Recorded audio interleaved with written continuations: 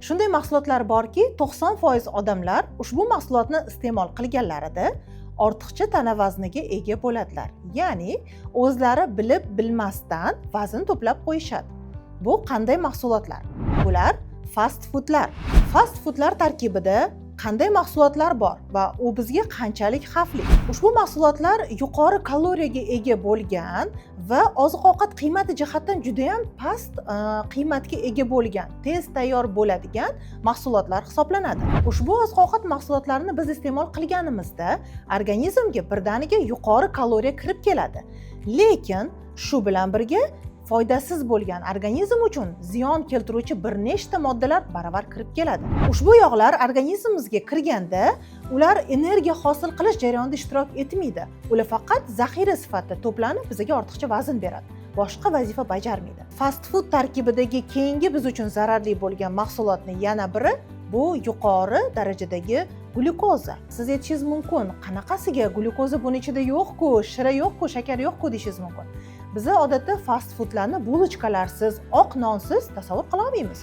Demak, oq non bor, ichida yuqori glikemik indeksga ega bo'lgan mahsulotlar qo'shildi, ketchuplar, ketchup tarkibidagi shakarlar va bular o'z navbatida qonda glyukoza miqdorini oshiradi va organizmda insulinga bo'lgan sezuvchanlikni yuqori pog'onaga olib chiqadi. Insulinga bo'lgan sezuvchanlik oshgani sari organizmda yog'larga bo'lgan ehtiyoj ortib boradi va yog'lar to'planishi boshlaydi. Har bir fast food mahsuloti ichida ortiqcha tuz bor. E'tibor bergan bo'lsangiz, yegan zahotingiz og'zingizga yoqimli maza ta'm kiradi. Bu tuzni yuqoriligi bilan aslida belgilanadi. Chunki yuqori tuz bu tillarda retseptorlarni qo'zg'atib, bizga shirin tuyulish, ya'ni shira effektini beradi. Shuning uchun ham fast food yegan sari yegiz keladi, yana yegiz keladi. Chunki ushbu yuqori tuz bizani ozgina aldab chalg'itib qo'yadi. Yuqori tuz organizmga kirgandan keyin qanaqa jarayon yuzaga keladi? Bu suvlarni ushlanib qolishiga olib keladi. Suv ushlanib qolgandan keyin organizmda shishlar yuzaga keladi. Yuqoridagi tarkibdan tashqari eng muhim narsalardan yana biri tam maza kuchaytirgichlar. Ya'ni bular bizani hid jihatdan, maza jihatdan o'ziga tortish vazifasini bajaradi. Shuning uchun fast foodni birinchi tishlamidayoq siz yoqimli maza va yoqimli hidlarni his qilasiz va ishtahangiz yana ham ochilganini his qilasiz. Bu nima uchun kerak? Bu aslida marketing hisoblanadi.